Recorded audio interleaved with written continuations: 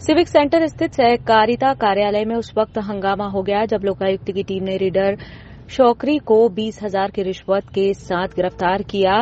रिश्वतखोर reader ने पीड़ित सुरेश कुमार सोनी से सहायक नीति प्रबंधन का आदेश जारी करने को लेकर 20,000 रुपए की डिमांड की थी। कुछ समय पहले सुरेश कुमार सोनी जो कि सहायक प्रबंधक समिति प्रबंधक रांगा झिगरी साख समिति बरगी के उस पद पर पदस्थ थे, तो उनको प्रबंधक के रूप में कार्य प्रभार दिया जाना चाहिए था, लेकिन उनको कार्य प्रभार ना देते हुए अपने कनिष्ठ कर्मचारी को प्रबंधक का कार्य प्रभार दे दिया गया। तो इससे क्षुब्ध होते हुए उन्होंने उसको न्यायालय में लगाया इस बात को।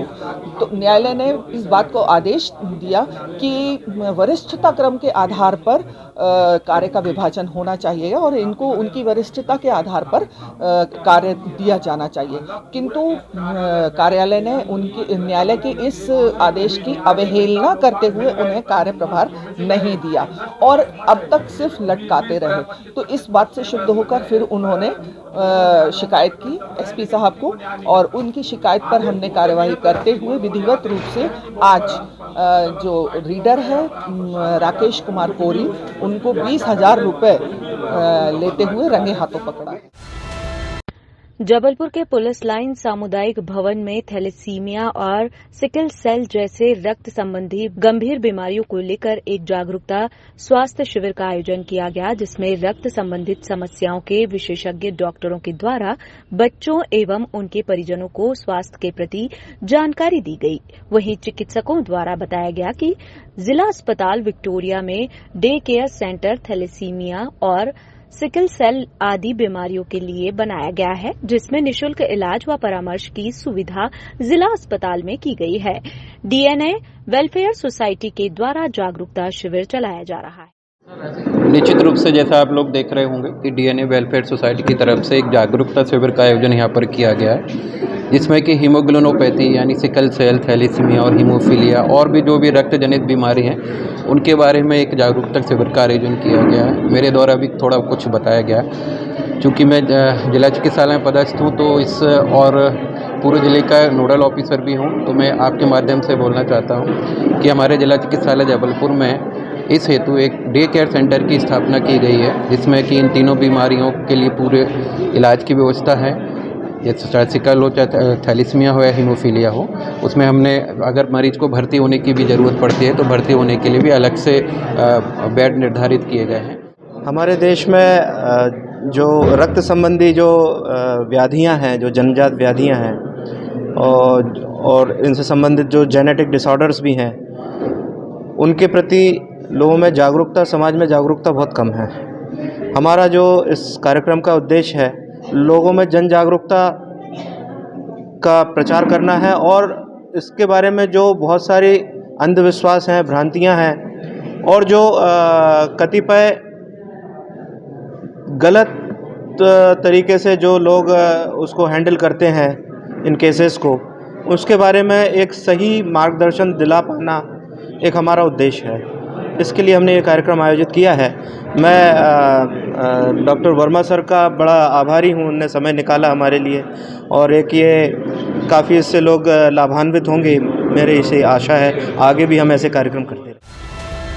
जबलपुर में राइस मिल के बाहर से धान से भरा ट्रक चोरी होने के बाद कांग्रेस नेता के घर से धान की बोरियों को बरामद किया गया है। वहीं राजनीतिक दबाव के चलते पुलिस पहले तो पूरे मामले को बचाती रही, लेकिन मामला सामने आने के बाद पुलिस ने तत्परता दिखाते हुए ट्रक चोरी करने वाले युवक और कांग्रेस नेता के रिश्तेदार को गिरफ्तार कर लिया है। वहीं मामले में एफआईआर कर एक अन्य युवक की तलाश जारी है। ये कल एक हीरा लाला हिरवार हैं जिनके पास 12 चक्का ट्रक था, उनके द्वारा ये रिपोर्ट की गई थी कि अरविंद अग्रवाल जी की राइस मिल है, अर्श राइस मिल, खजरी खिरिया बाईपास के पास। तो ये सहपुरा से जो सरकारी धान होती है वो इनके राइस मिल में लेके आए थे रात्रि में राइस मिल में लेके आए थे। उसमें 293 क्विंटल धान थी और 750 बोरियां थी, जो कि रात में ट्रक को खड़ा कर दिया था राइस मिल में और उसको लॉक कर दिया गया था और फिर ये वापस चले गए थे। जब सुबह ये आके देखते हैं तो ट्रक विथ धान गायब था। तो इसकी रिपोर्ट इनने थाने में की थी, जिसमें धारा 379 का केस रजिस्टर किया गया था और लगभग 16-17 लाख की चोरी का केस रजिस्टर किया गया था। पुलिस अधीक्षक महोदय को जानकारी दी गई, उनके द्वारा तत्परता से टीम तैयार की गई और हम लोगों को मूव करने के लिए और नाकाबंदी करने हेतु आदेशित किया गया। उसी तारतम्य में पनागर के पास ये हमें ट्रक मिला। ट्रक में एक व्यक्ति मिला। जैसे ही पुलिस को देखा वो भागने लगा। उसको जब रोका गया, पूछताछ की गई तो उसने अपना नाम अनिकेत पटेल बताया और ट्रक खाली था। ट्रक वही था जो हमारे फरियादी का था, परंतु खाली था। जब अनिकेत से प्रॉपर पूछताछ की गई तो उसने इस चीज़ को स्वीकार किया कि एक उसका मित्र है विपिन और उसके अन्य साथी हैं, इनके साथ मिलकर रात में ये अर्स जो राइस मिल है वहाँ से इसने ट्रक चोरी किया था लोडेड, जिसमें कि धान लोड थी। और इसने अपने बड़े पिताजी, इसके रिश्ते के लगते हैं, ये यहाँ पे हैं बमनौदा पनागर में आता है, वहाँ पे राजेश पटेल जी, उनके घर में अनलोड किया है और वहीं पे रखा हुआ है। उसी के आधार पे फिर हम लोगों ने इसको पूरी धान बरामद की और ट्रक जब्त किया गया है और वैधानिक कार्रवाई की गई है। जबलपुर की एक महिला ने भाजपा पिछड़ा वर्ग मोर्चा के पूर्व प्रदेश अध्यक्ष भगत सिंह कुशवाहा पर गंभीर आरोप लगाए हैं। महिला के आरोप लगाने के बाद राजनीतिक गलियारों में हड़कंप मच गया। पीड़ित महिला ने आज प्रेस कॉन्फ्रेंस कर कहा कि भाजपा नेता भगत सिंह कुशवाहा मुझे नेताओं के आगे परोसना चाहता है। महिला ने कहा कि आरोप वापस लेने के लिए मुझ पर दबाव बनाया जा रहा है ताकि वो विधानसभा का टिकट लेकर चुनाव लड़ सके। पीड़ित महिला ने इसकी शिकायत अतिरिक्त पुलिस अधीक्षक गोपाल खंडेल से की। मैं आप लोगों को सबसे पहले तो मदद की गुहार लगाती हूं, क्योंकि मेरी पुलिस और सरकार से कोई मदद नहीं हो रही है। पिछले 1 साल से मैं और मेरा परिवार बहुत ज़्यादा परेशान है। भगत सिंह ने मेरे से शादी करी थी 2021 में। उसके बाद उसने मेरे को जो है सामाजिक रूप से अपनाया नहीं, चोरी छुपे रखा हुआ था और झूठ बोलकर मेरे से शादी करी थी कि वह शादीशुदा नहीं है।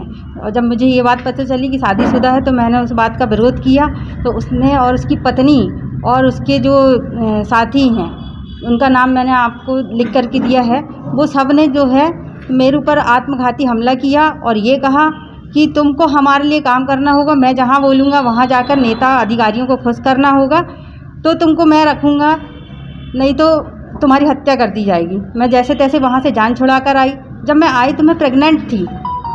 भगत सिंह को ये बात पता चली तो भगत सिंह कंटिन्यू मेरे से 6-8 महीने संपर्क में रहने की उसने कोशिश करी, ले जाने की कोशिश करी, किंतु मैं गई नहीं, क्योंकि एक बार मेरे साथ मर्डर अटैम्प्ट हो चुका था। उसने बार बार मेरे को प्रलोभन दिया कि तुम साथ में रहो, मैं एक्सेप्ट कर लूँगा, शादी कर लूँगा सामाजिक रूप से। मैंने बोला नहीं, तुम पहले ये सब चीज़ें जो है लीगली करो। उसने ये सब इसलिए किया था क्योंकि वो चाह रहा था कि मैं अबॉर्शन करा दूँ। मैंने अबॉर्शन नहीं कराया तो उसने मेरे को जो है गोली खिला दी धोखे से, बहला फुसला कर, जिससे मेरा मिसकैरेज हो गया। उसके बाद जो है मेरे घर आया, घर वालों के साथ डराया धमकाया घर वालों को। शत्रुघ्न वर्मा, राजेंद्र चौक से, कैलाश यादव और भी 2-3 नेता थे जिनका मुझे नाम नहीं पता है, पिछड़ा वर्ग मोर्चा के, ये सब आए मेरे घर में, डराया धमकाया कि अब तुम लोग कुछ नहीं कर सकते हो, कोई भी सबूत नहीं है। उसने जिसमें शादी के सबूत थे उसने मेरा मोबाइल नष्ट कर चुका है, मदरबोर्ड में इंजेक्शन लगा के पानी का, ये सब चीज़ें उसने करी। उसके बाद जब मैं बहुत त्रस्त हो गई, कहीं से मेरे को कोई पुलिस से सहायता नहीं मिली। मेरा नाम जानकर पुलिस देखती थी तो मेरे को भगा देती थी वहाँ से। अगर बाय पोस्ट मैंने भेजा है अपना शिकायत तो वहाँ से भी शिकायत रिफ्यूज़ कर देती थी। ये भी मेरे पास सारे प्रूफ हैं। मैं बहुत परेशान हो चुकी थी। तब मैंने मीडिया का सहारा लिया था। मीडिया का सहारा लिया, उसके 2 दिन कंटिन्यू पेपर में आया। उसके बाद भगत सिंह मेरे घर आया, कॉम्प्रोमाइज़ की बात की, पैसे का प्रलोभन दिया। मेरे परिवार से बोला कि आप इससे ये लिखवा दो कि मेरे और इसके बीच ऐसे कोई संबंध नहीं है, वहाँ नेताओं के सामने चल के बोल दो, सीएम के सामने, प्रदेश अध्यक्ष के सामने और संगठन मंत्री के सामने, इन सब के सामने तुम चलकर ये बोलो कि मेरे और तुम्हारे कोई अनैतिक संबंध नहीं है, मैं तुम्हारे बड़े भाई की तरह हूँ और ऐसा बोल करके तुम मेरे साथ रहो। और तुम मेरे लिए काम करो, मैं जैसा बोलता हूँ तुम वो करो। वो अपनी बीवी को भी लेकर आया था, 31 मई को वो अपनी बीवी को लेकर आया था, बच्चों को लेकर आया था। उसका भी मेरे पास PNR का डिटेल है, सारी मेरे पास जितने भी हैं सारे सबूत। देखिए, अभी कुछ दिन पहले थाना ओमती क्षेत्रांतर्गत एक महिला की कार से कुछ कारतूस बरामद हुए थे। इस संबंध में थाना ओमती में आपराधिक प्रकरण दर्ज है और जिसकी विवेचना की जा रही है। विवेचना में जो भी साक्ष्य आएंगे, यदि उनको जो भी बात कहना है तो वो इन्वेस्टिगेटिंग ऑफिसर के पास जाकर अपना साक्ष्य प्रस्तुत कर सकती हैं। उनका परीक्षण किया जाएगा और विवेचना में जो भी साक्ष्य आएंगे उसके आधार पर आगे वैधानिक कार्रवाई उस प्रकरण में सुनिश्चित की जाएगी। माडोताल थाना अंतर्गत उस समय सनसनी का माहौल निर्मित हो गया जब यहां पर सड़क किनारे दुकान लगाने वाले व्यापारी को बाइक सवार युवक ने गोली मार दी। गोली से घायल व्यापारी का इलाज निजी अस्पताल में किया जा रहा है। पूरे मामले की जानकारी देते हुए DSP तुषार सिंह ने बताया कि उन्हें सूचना मिली थी कि माडोताल के चुंगी नाका में एक सड़क पर दुकान लगाने वाले व्यापारी शास्त्री नगर तिलवारा निवासी छोटू पटेल पर गोली चलाई गई है। माडोताल थाना क्षेत्रांतर्गत चुंगी नाके के पास एक व्यापारी जो कि ठेला लगाता है, उसके ऊपर आज एक फायरिंग की घटना की सूचना मिली, जिसको उसके परिजन मुखर्जी हॉस्पिटल इलाज हेतु ले आए थे। तो उस संबंध में उससे जानकारी एकत्रित की गई है एवं अब जानकारी प्राप्त करने के बाद इस पर FIR कर जो भी इसमें आरोपी हैं उसको आज ही शीघ्र गिरफ्तार किया जाएगा। दारूखोर आया, वो तिलवारा का था, नमनगर आया तिलवारा जहाँ का भी हो, वो लड़ लुड़ के गाड़ी गलौच दे के मेरे बच्चों को मार के यहाँ से चले गया। 2-3 दिन हो, 2 तारीख की बात है। और फिर आज मेरा लड़का दुकान गया, दुकान पे उसने गोली चलाई है आके, जिसने भी चलाई हो या उसने चलवाई हो या चलाई हो, जिसने भी चलाई हो, लेकिन गोली चली है मेरे लड़के को। नहीं, हम पहचानते नहीं हैं, देखा ही नहीं है गोली चलाने वाले क्यों, तो अभी हम पहचानते। जबलपुर पहुंचे भारतीय किसान यूनियन के राष्ट्रीय प्रवक्ता राकेश टिकैत ने ऐलान किया है कि किसानों के मुद्दों पर फरवरी और मार्च में बड़ी पंचायतें होने वाली है, जिसमें तय किया जाएगा कि किसानों के मुद्दों पर किस तरह से आंदोलन का आगाज करना है।